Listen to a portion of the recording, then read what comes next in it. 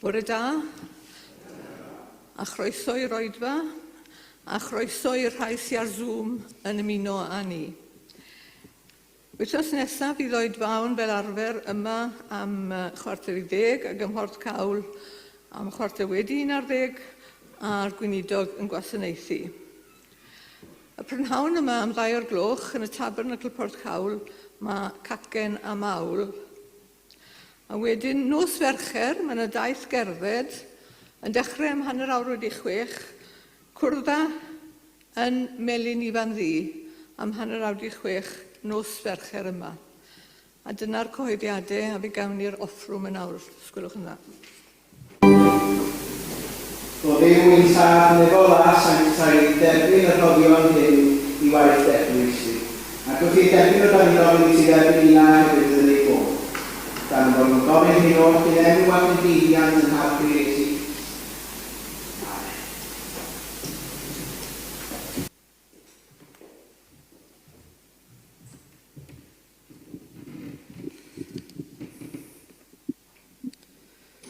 Bore da.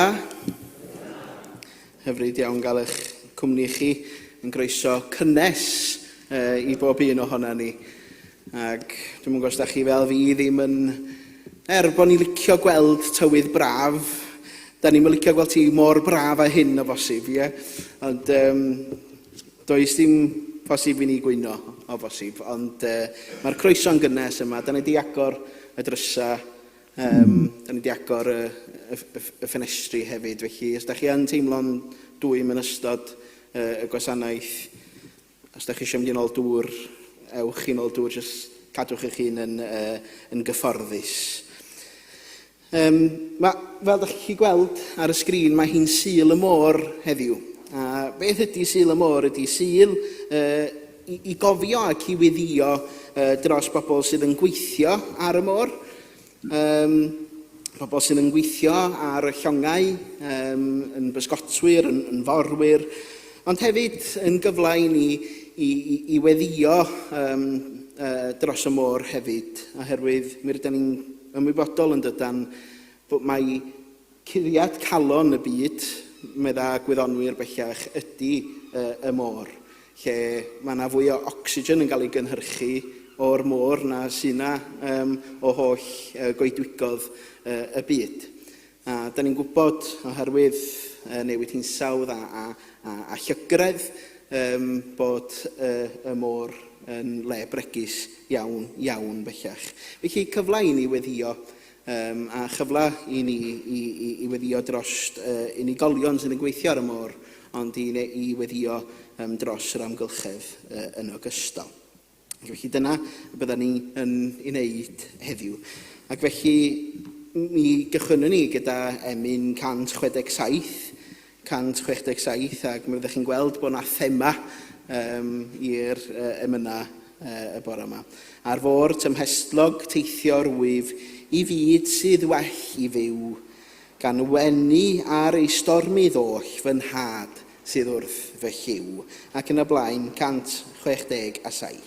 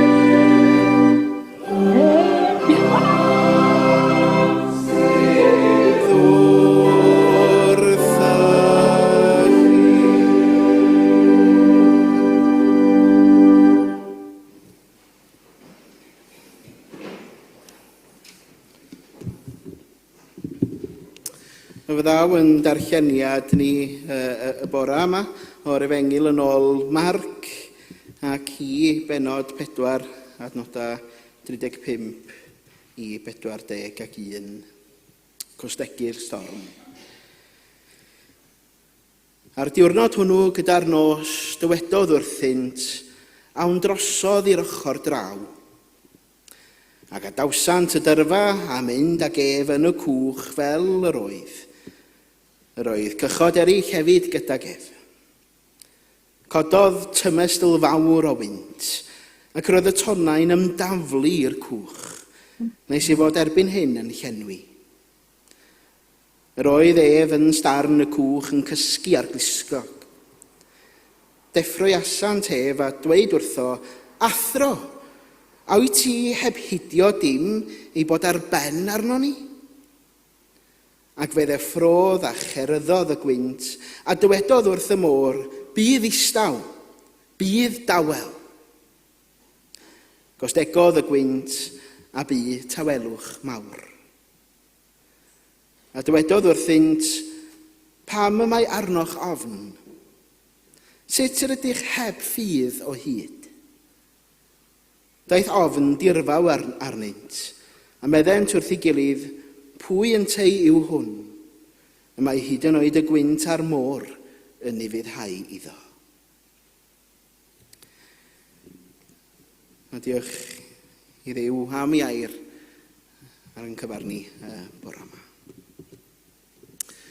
Mae gadwch i ni barhau yn yn haddoliad drwy ganu emir rhif 615, 615, o llanfa hwyliad eglwys yn gadarn yn y gwynt, sydd heddiw o Galfaria yn chwythu'n gynt a chynt. Mae'r morwyr yma'n barod a'r capten wrth y lliw, a'r llong a'r fer i hwylio, a'r lanw ysbryd Duw. Ac yn y blaen 615.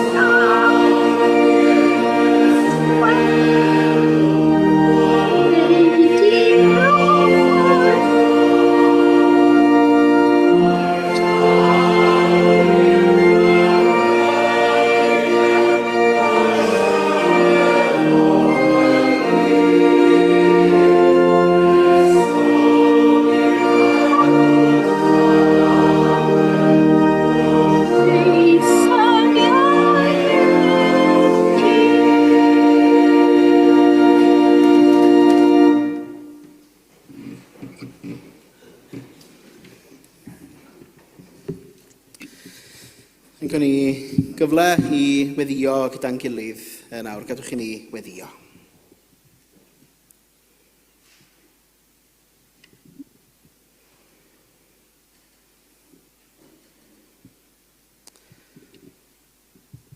Arglwydd, da ni yn diolch i ti bod yn gallu troi ata ti mewn gweddi unwaith eto. Ac yn gwneud hynny yng nghwmni yn gilydd, fel teulu, fel eglwys, i geisio di, i ymddiried yn llwyr yno ti, ac i dderbyn o arweiniad y bore yma. Dduw'r cefnforoedd, Duw wedi stawrwydd a'r storm. Da ni'n diolch i ti heddiw ar Sul y Mo.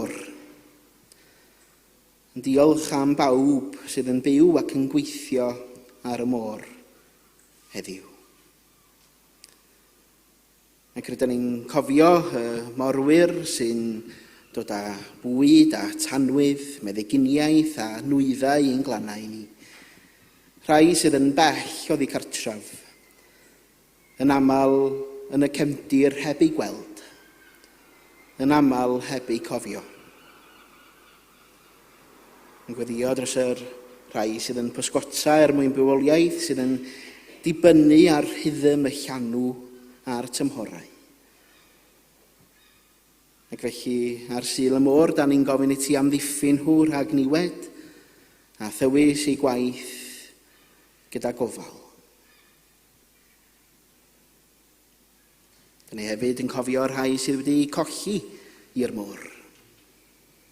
I teuluoedd sydd yn aros heb sicrwydd na thangnefedd. Bydd yn agos at y rhai sydd yn galaru a heb obaith y bore yma. Mi wyddon ni arglwydd o'r newyddion wastadol rydyn ni'n ei glywed am ffoaduriaid sydd yn croesi dyfroedd peryglus. A hynny i ffoi, i chwilio am noddfa, i ffwrdd oddi wrth gwrthdaro a rhyfel. Ond y ffoaduriaid hynny sydd yn peryglu popeth mwyn ceisio bod yn ddiogel. Da ni'n cofio nhwtha hefyd arglwydd yn gweddi y bore yma. Ac weddiw yn am fyd lle na fydd neb yn gorfod ffoi o'i cartrefi. Arglwydd rhod o stiri yn calonna ni. A llenwa yn calonna i groesawu y rhai sydd yn ddiethyr i ni.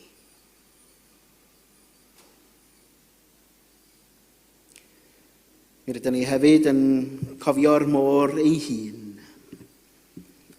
yn eang, yn rymus, yn brydferth, ond hefyd ar yr un pryd wedi ei ddefetha a wedi ei lygru. Wrth feddwl am y môr, rydyn ni yn meddwl am y gwledydd hynny sydd yn dibynnu yn llwyr ar y môr, ond hefyd sydd yn gweld effaith newid hinsawdd yn fwy na dim byd. Wrth feddwl am teulu ECOM, da ni'n ymwybodol bod nifer o'n eglwysi o deuluodd ECOM yn y Pasiffic, yn y môr tawel.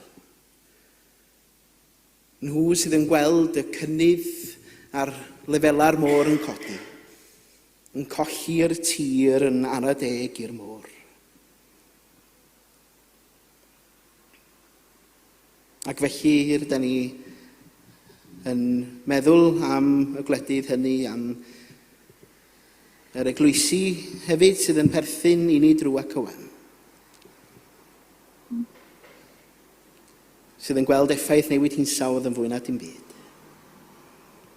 Ac felly siars i ni y bore yma ydy helpa ni ofalu am dy greadigaeth gyda doethineb, gyda gostyngeidrwydd a gyda chariad. Arglwydd mi wyddon ni, mae ti a dywelodd y storm Mae tŷ a gerddodd ar y dŵr. Bydd gyda phawb sydd yn gwynebu dyfroedd dyfnion heddiw. Boen nhw'n ddyfroedd dyfnion galar, unigrwydd, yn ddyfroedd dyfnion iechyd a diffyg iechyd. Cofia nhw a nina hefyd, nad yw neb yn hwylio ar ei ben ei hun, ond yr wyt ti yn eistedd yn y cwch gyda ni. Arglwydd ymdawelwn am ychydig i gyflwyno'n gwyddiau personol i ti. Mi cyflwyno nhw i ti yn awr.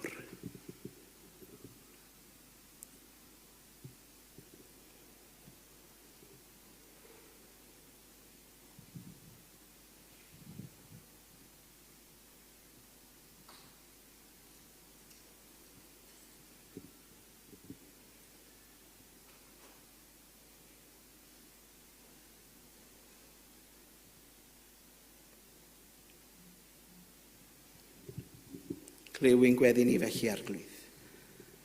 Gan am bod ni'n gofyn hyn oll yn enw ac yn hyddiant yn harglwydd Iesu Grist. Yn dysgodd i weddio i ddweud gyda'n gilydd. Ein tad, o'r hwn yr wyt yn y nefwy, sancteiddio'r denw, deled y deyrnas, neler dew yllys, megis yn y nef, felly ar y ddeiar hefyd. Dyroi ni heddiw ein parabynyddion, a maddau ni ein dyledion, fel y maddeuwn unau, ac nac arwain ni bywydau, eithyr gwared ni rhag y drwg, gan ei sydd o tiw'r deyrnas, a'r nerth, a'r gogoniant, yn oes oesau. Amen.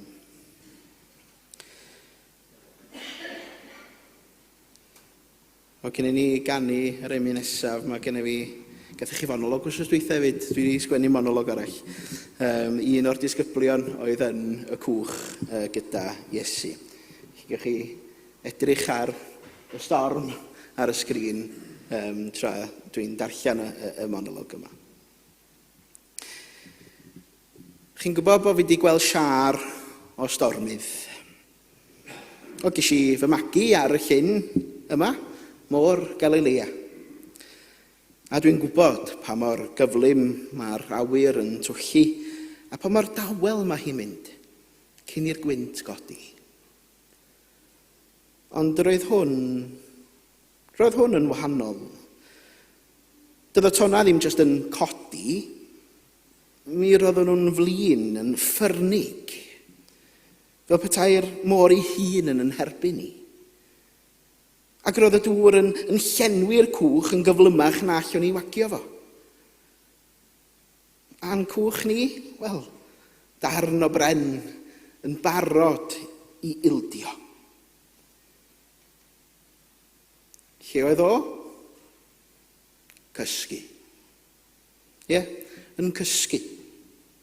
Ei ben a'r glistog yn y cefn, tra roeddan ni'n sgrechian, yn panicio ac yn gweddio ar yr un pryd. Ro'n i eisiau ysgwyd o. Nid jyst i'w ddeffro fo, ond i ofyn, a wyt ti'n malio? Wedi'r cyfan, fe awdawon i bopeth i'w ddilyn o. Feithon ni ar ei ôl o, i'r anwybod, dros fryniau a threfi a pentrefi a nawr yma, i ganol y storm. Ar y foment yma, mae'r dŵr yn ennill. Ac mae o'n cysgu. Felly ddywedais i, ddim yn bwyllog nac yn dawel, athro, wyt ti'n malio ein bod ni ar fi'n suddo? A dwi byth yn mynd i anghofio beth ddigwyddodd wedyn. Fe gododd, dim panic o gwbl. Doedd o'm yn rhithro, jyst codi. Fe wynabodd y storm ac fe ddwedodd bydd dawel.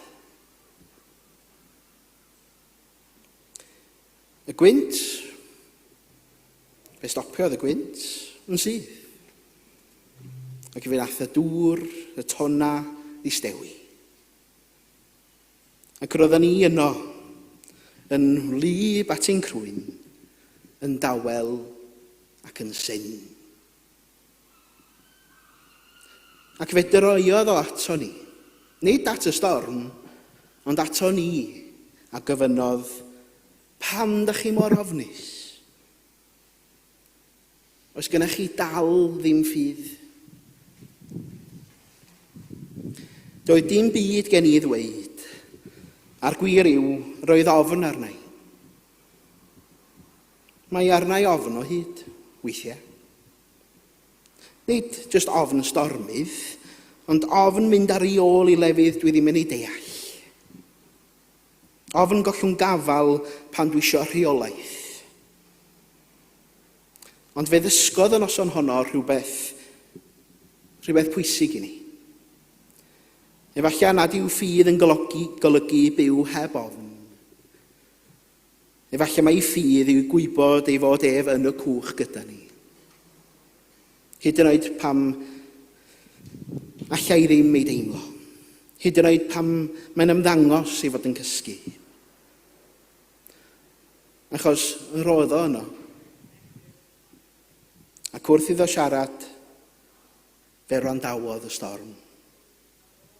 Felly, ie, mae ofn arnai o hyd, ond dwi'n ymddiried yn yr un sy'n teithio drwyddyn nhw gyda mi.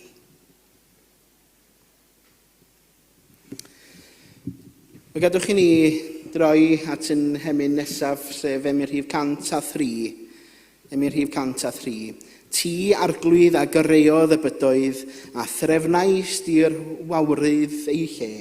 Dy allu a deinodd y nefoedd, ath gerbyd i'w cwmwl yn e. Ac yn y blaen, 103.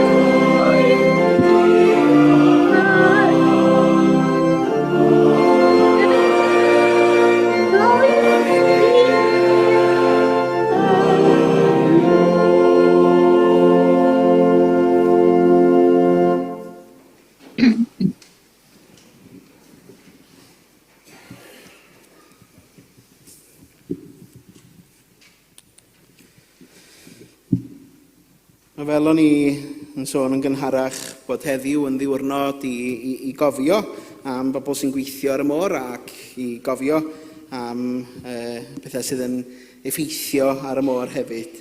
A mae yna 1.6 miliwn o forwyr ac unigolion sydd yn gweithio ar longau ar draws y byd. A llawer ohonyn nhw yn unigolion sydd wedi symud oddi gartra, sydd wedi cael ei gwahanu oddi wrth eu teuluoedd yn ogystal. Ac yn aml, maen nhw'n bobl sydd heb ei gweld, yn bobl hefyd sydd heb gefnogaeth. Ac mi rydyn ni'n cofio'r unigolion hynny heddiw. A mi gan ni amball ddyfyniad gan rhai ohonyn nhw hefyd yn ystod ychydig funudau nesaf. Mae'r môr yn dydy, da chi'n gwybod, harddwch y môr sydd yn tynnu bobl at y môr. Dyna sydd yn hynny ato fo beth bynnag. Ond mae o hefyd yn le peryglus ac mae o'n llawn dirgelwch yn dydy. Mae nhw'n deud bod ni'n gwybod mwy am y gofod nad ydyn ni am yr hyn sydd o dan y dŵr felly. Ond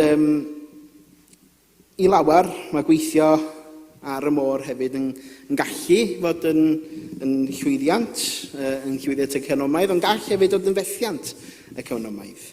Mae yna boen emosiynol hefyd yn rhan o weithio ar y môr. I rhai sydd yn gweithio ar y môr hefyd, mae'n gallu bod yn le unig iawn. Ond rydyn ni'n troi heddiw at stori lle mae Iesu a ddisgyblion allan ar y môr. Ac yn sydyn, wrth gwrs, mae yna storm yn codi, yn does? Mae storm yn codi. Ond mae Iesu a'i ddisgyblion, maen nhw wedi bod yn dysgu, mae Iesu wedi bod yn pregethu ar ddamhegion cyn hynny. Wedi sôn am yr hedyn mwstad. Ond ar ôl y dysgu a bod yng nghanol y dorf, mae Iesu'n deud, wel, dewch, gadwch i ni fynd i'r ochr draw, ynde. Gadwch i ni fynd i'r ochr draw. Nid trip pysgota ydy hwn, ond galwad mewn gwirionadd i groesi ffiniau. Reit?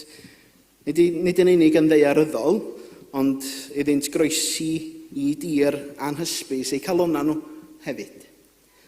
A mae'n stori i fentro mewn gwirionadd yn dydy. Sôn am forwyr heddiw.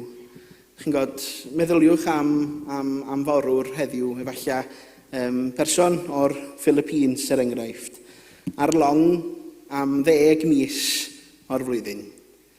Yn bell oddi wrth ei deulu, yn siarad Saesneg fel ail iaith, ac yn anfon arian adraf tra'n mynd i borthladdoedd dieithr a draws y byd. Pob dydd yn dod â'i sialans ynde, a'i berygl ei hun hefyd. Ond mae y person yma yn dydy yn gofod croesi ffinia. Sawl ffin. Yn llythrenol ac yn emosiynol pob dydd. I ddod gyda Iesu, ac roedd y disgyblion yn gwybod hyn, i ddod gyda Iesu, mae'n golygu gadael y cysurus tu ôl. Roedden nhw'n gwybod hynny. Nid yw taith ffydd yn ymwneud â diogelwch, ond a ffydd, ynde. A ffydd. A pan hwylia rhywun tuag at yr anhysbys, daw fe ddaw stormydd. Ond dwi am i chi feddwl am eiliad, a dwi'n mynd i roed rhyw hanner munud i chi. Efallai i ofyn cwestiwn i chi hun neu i feddwl ac myfyrio. Pryd oedd y tro dwytha i chi fentro neu groesi ffinia, i adael y cysurus ar ôl. Neu, fel teulu'r eglwys, allech chi feddwl sut bydda hynny yn edrych. Dwi'n am roed rhyw ychydig eiliadau i chi feddwl am hynny. Ac yna fe ddawn ni at y storm.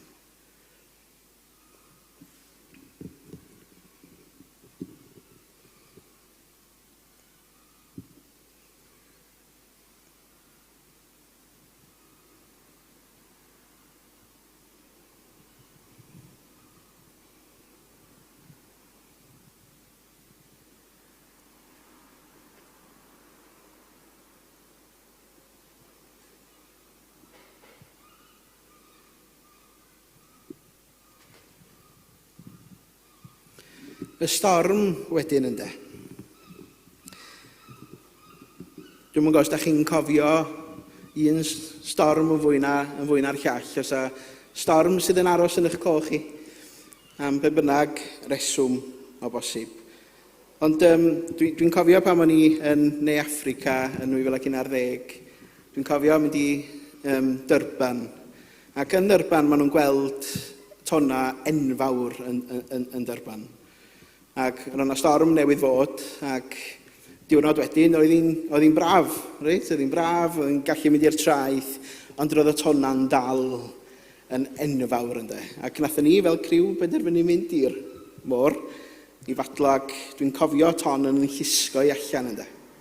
Yn llusgo i allan i'r môr, a fi orfod cael cwch i ddod i fy nhynnu i'r lan bryd hynny. A mae rhywun yn cydnabod pŵer y môr mewn gwirionedd, am pŵer y stormydd a'r gwyntoedd. A munud da chi'n plethu hynny gyd efo'i gilydd, bryd hynny da chi yn cysidro mor berygl yw'r môr mewn gwirionedd. Ond p'na ydych chi ar long bysgota ar llyn Galilea, neu ar long tanfor fawr ar genfor tawel, mae storm yn rhan o fywyd y môr. Allwch chi ddim i osgoio. Mae'n rhan o'r cylch y môr felly. Ond mae'r storm hefyd yn y cyd-destun yma yn symbol o bryder, o anghyfiawnder, o alar, o ofn yn ogystal yn dydy. Mi rydyn ni'n nabod y stormydd yma yn ein bywydau ni'n hunan hefyd. Ac mae nhw fel y stormydd a'r môr yn rhan o fywyd. Allwn ni ddim i hosgoi nhw. Yn 2023 fe ysgrifennodd morwr o India, mae'n 26 oed hyn, "We are not seen," medda fo. "People don't understand what it's like to be out here for months, to miss births and funerals, to feel replaceable," medda fo. Felly, ydych chi'n gallu gweld y boen tu ôl i'r dyfyniad yna, yn dydych? O fod oddi cartra ac i rhoi hun mewn perygl mewn gwirionedd. Ac eto mae'r gymdeithas yn dibynnu ar y morwyr yma, ar ei gwaith a'i llafur nhw. Yn yr eglwys hefyd mae llawer yn gwynebu stormydd, boed yn hysbys i ni'n ei beidio. Unigolion yn ein cymdeithas ni yn gwynebu stormydd, boed nhw'n iechyd meddwl, ofn am y dyfodol, unigedd, galar ac yn y blaen. Ond ia, yn gyfla i ni i gofio am yr unigolion hynny heddiw, ond hefyd i droi at yr un sydd yn cysgu ar y foment yma. Oherwydd yr hyn welon ni yn y gwch ydy bod y storm at un person yr oedden nhw'n cyfeirio ato fo, at yr un oedd yn cysgu ar y pryd. Ac felly, athro, wyt ti'n malio ynde? Wyt ti'n malio? Mae'r disgyblion erbyn hyn wedi ei chethu. Da ni'n gwybod am faint o hir oedden nhw, am faint o hir oedd Iesu'n cysgu. Yn ôl o sôn, oedd y gwch yn llenwi efo dŵr, so da chi'n gallu gweld nhw, da chi'n gallu rhoi ych hun yn y cwch wan, da chi'n gallu gafal bwcad efo nhw ac yn taflu'r dŵr hefo nhw'n dydych. A da ni'n gwybod am faint oedden nhw'n gwneud hynny. Ond yn ystod hynny i gyd, yr oedd Iesu yn cysgu. Athro, wyt ti ddim yn poeni i'n bod ni yn mynd i foddi ynde? Mae o'n gwestiwn dynol iawn, dwi'n credu. Boed o'n lais ffoadur mewn cwch sydd yn croesi, neu bod o yn wlad sydd yn llefain bod nhw'n colli tir oherwydd newid hinsawdd. Rydyn ni gyd yn ein tro yn gofyn y cwestiwn yn dydan. Athro, wyt ti ddim yn poeni i'n bod ni'n mynd i foddi? Yr atab wastad ydy, a dyna lle mae'r ysgrythyr yn arwain ni, wrth gwrs mod i'n poeni, ynde. Dyna be mae Iesu'n ei ddeud. wrth gwrs mod i'n poeni, ond weithiau mae'r gofal hwnnw'n dod nid trwy atebion sydyn, ond trwy bresenoldeb Crist yn y gwch. Hyd yn oed os ydy hi'n dawel, ynde. Hyd yn oed pan fyddwn ni'n ama, mae'n dal i fod gyda ni. Barbara Brown Taylor ddywedodd, oedd hi'n weinidog yn Atlanta yn yr America, ac mae'n awdur hefyd i sgwennu sawl llyfr. Faith is not about everything turning out to be okay. Faith is about being okay no matter how things turns out. Ie. I ni fyfyrio ar hynny am ychydig, oherwydd yr heddwch sydd yn dod wedi hynny. Mae Iesu'n codi ac yn deud y geiriau yma'n calona nerfyn amdano fo. Heddwch, ynde. Fe beidiodd y gwynt a bu tawelwch. A tydi Iesu ddim yn gaddo na fydd na stormydd, ond ma'n hatgoffa ni mai nid gan y storm ar gair olaf.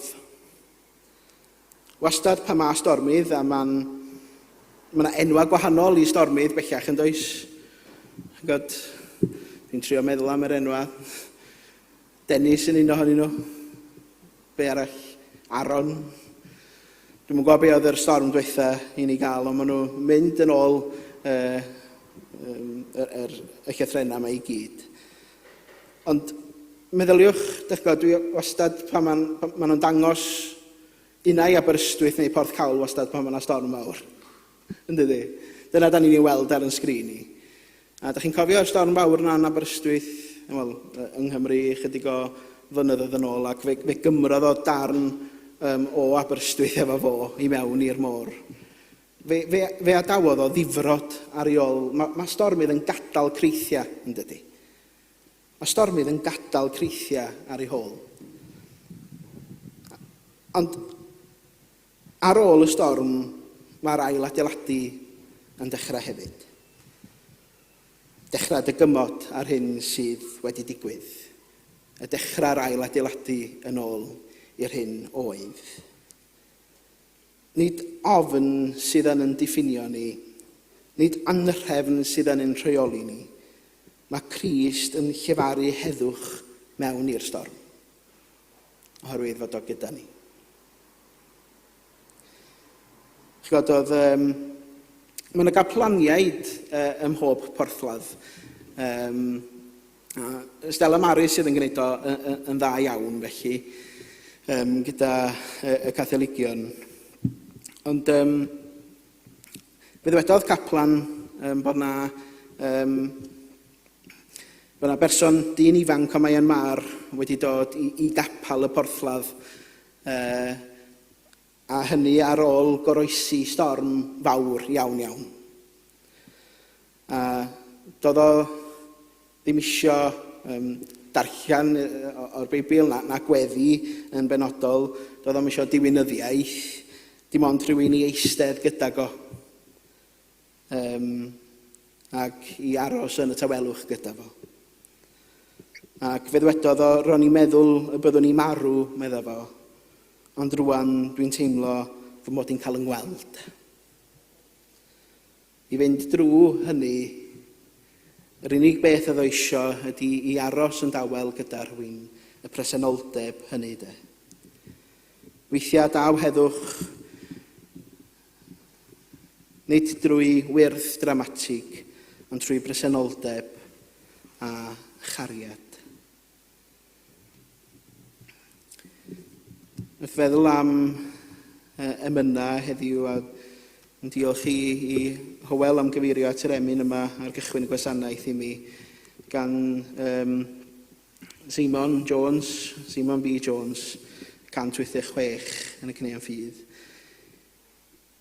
Llifaf atab fôr tragywydd, gur y ddyfnder oddi draw, cuddiar o gofeidd a'r creigiau sy'n fy mygwth ar bob llaw, sŵn ddyfroedd yw fy ngobaith, pan ddymchwelont don ar don, ac nid oes ond ti am cyrraedd ar y draethau unig hon. Gwelaf dros dy lanw'n erthol, o leiadau'r tiroedd pell, lle mae Duw yn troi machludoedd yn foreau gwynion gwell. Datod dif ofnau trymion, sy'n fynal a chadwyn gref, ac anturiaf ar dyfynwes, holl a hiog tua thref. Ia, yn dangos yn dydy, yn darlunio bod noddfa i gael yng Nghrist, bod yna gariad, fod yna gysur i'w gael ynddo fo. A'r cwestiwn yna oedd y disgyblion yn ei ofyn yn y diwedd ydy, wel, pwy ydy hwn ynde? Pwy ydy hwn bod hyd yn oed y moroedd a'r stormydd yn gwrando arno fo? Dyma wirionedd yr Efengil, mae Crist yn arglwydd y storm yn dydy. Nid oherwydd ei fod o'n cael gwarad o'r storm a'r caledu, ond oherwydd ei fod o yn y storm gyda ni.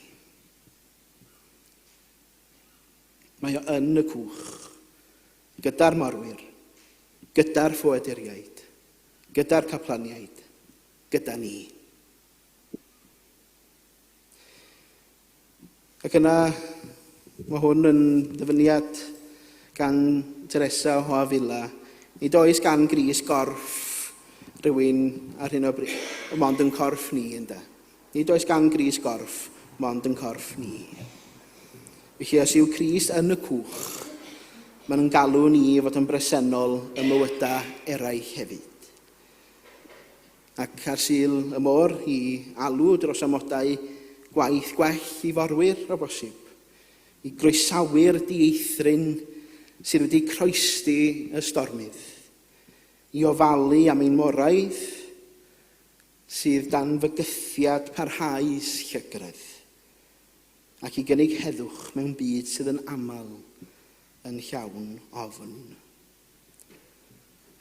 Ond ar Sul y Môr felly, falle mae galwad i weddi sydd yma, i weddio dros y rhai sydd yn byw ar y môr, i weithredu dros hawliau a chymorth y rhai sydd heb lais, i ofalu am y ddeiar a'r moroedd sydd yn cynnal ni, ac i wybod i sicrwydd bod Crist gyda ni, mewn heddwch yn y stormydd, trwy oleuni a thwyllwch, ac ar bob taith a wnawn ni.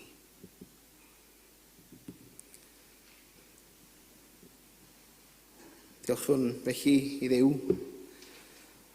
er mwyn i enw. Amen. Wel, gadwch i ni droi at yn hemyn olaf, sef ym rhif 205.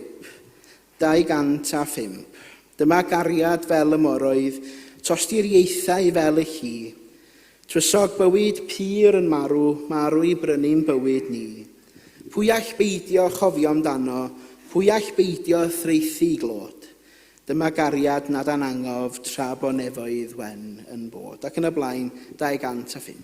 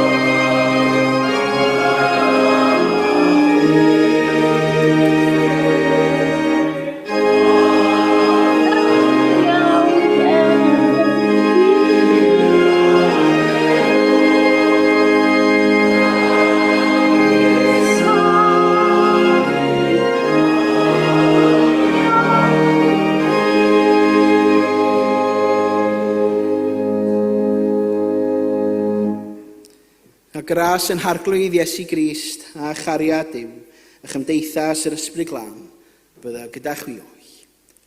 Amen.